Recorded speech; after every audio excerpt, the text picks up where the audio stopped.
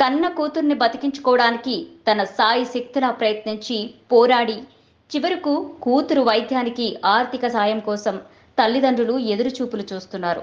తమ చిన్నారి వైద్యానికి ఆర్థిక సహాయం చేసి ప్రాణాలను కాపాడండి అని తల్లిదండ్రులు దాతల సాయం కోరుతున్నారు.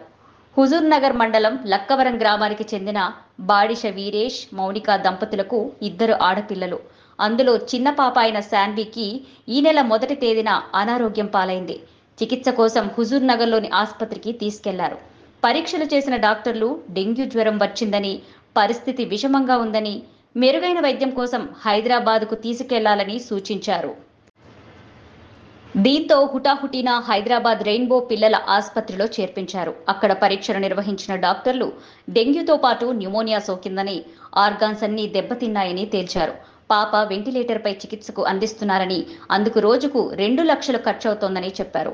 లక్కవరం గ్రామంలో ఫోటోగ్రాఫర్గా పనిచేసుకుని జీవించే తాము అంత ఖర్చు పెట్టలేక తమ పాపని బతికించుకునేందుకు తల్లిదండ్రులు పడే బాధ అంతా ఇంతా కాదు.